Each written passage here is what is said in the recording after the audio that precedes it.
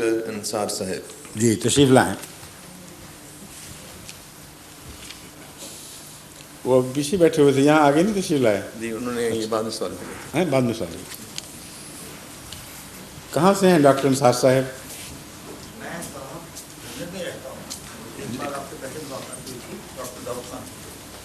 اچھا اچھا ٹھیک ہے, پہلے ہو چکی ہے بات گفتگو. جی ہاں صاحب, عرض یہ ہے کہ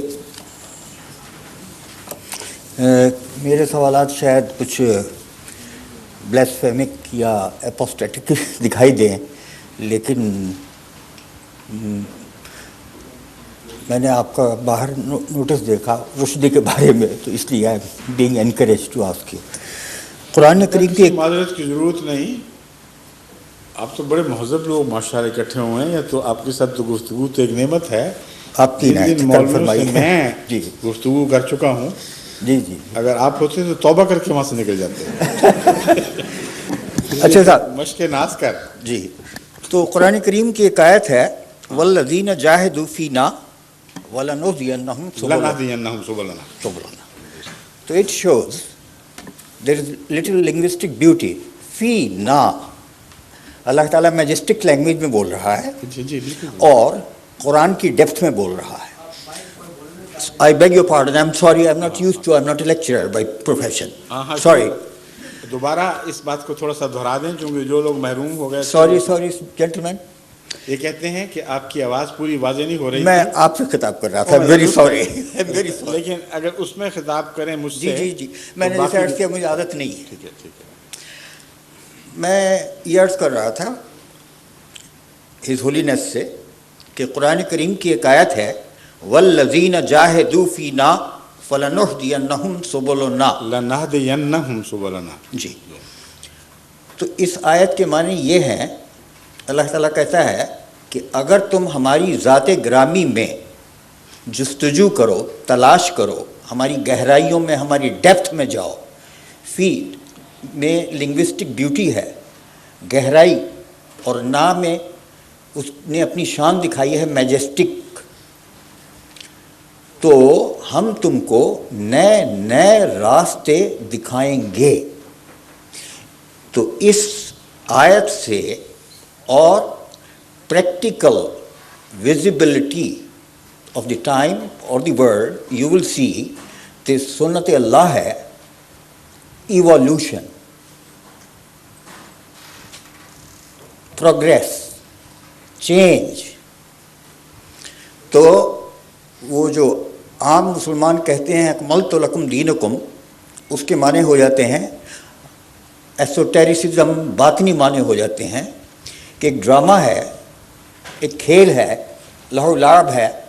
آپ سوال کر رہے ہیں یا آپ ہمیں سمجھا رہے ہیں؟ آئی بیگ یور پارڈن. تو وہ میں سمجھ گیا ہوں. نہیں تو فکر نہ کریں, نہیں وہ مطمئن رہیں, اینڈ اپ ہوگا سوال ہی کے اوپر. گفتگو کرنے سے میں نے آپ کو پہلے ہی عرض کر دیا تھا کہ میں عادی ہوں, اس لیے شوق سے.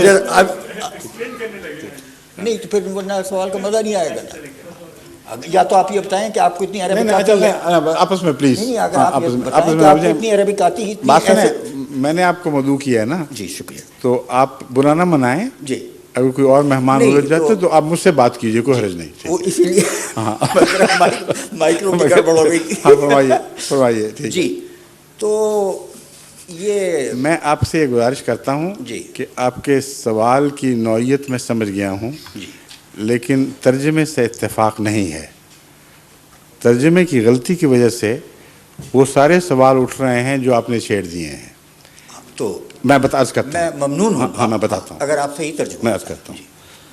قرآن کریم میں اللہ تعالیٰ فرماتا ہے والذین جاہدوا فینا.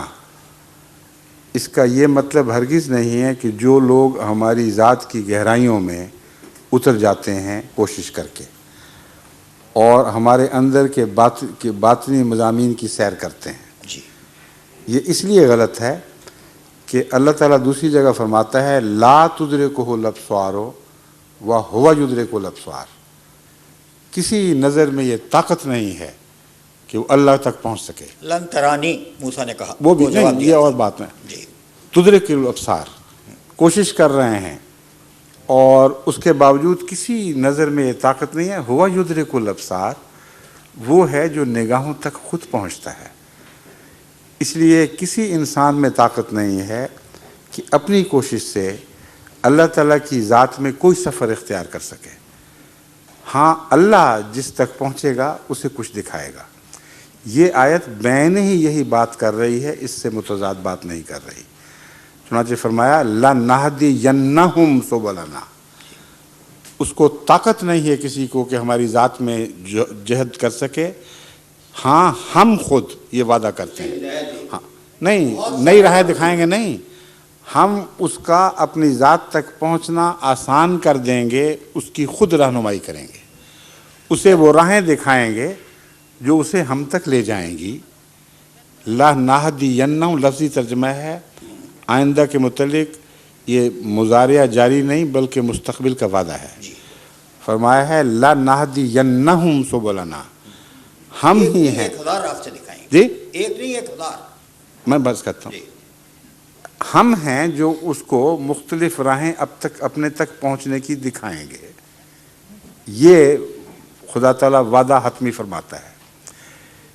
اس مضمون پر ابھی چند دن ہوئے میں پورا خطبہ دے بیٹھا ہوں اور اسی آیت کے حوالے سے تفصیلی روشنی ڈال چکا ہوں کہ اس سے کیا مراد ہے.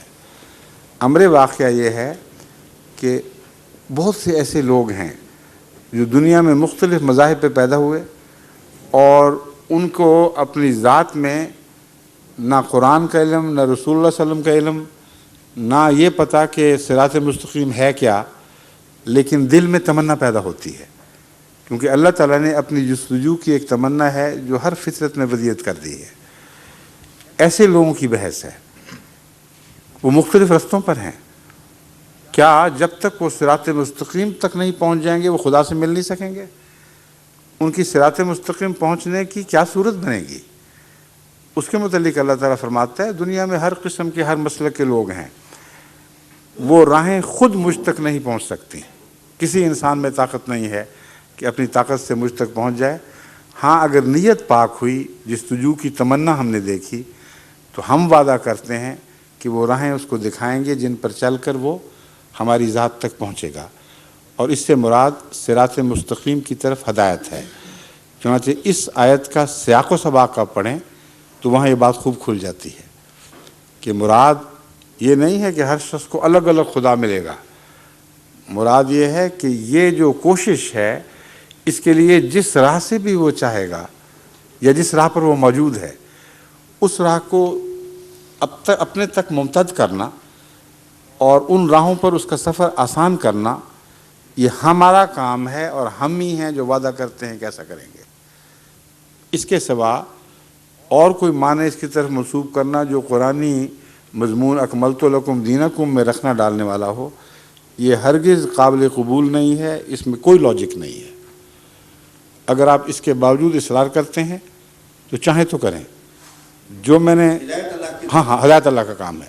لَنَهْدِيَنَّهُمْ سُبُلَنَا کا وعدہ آپ کی ذات پر بھی تبھی پورا آئے گا اگر خدا نے آپ کی جستجو میں سچائی اور گہرائی دیکھی.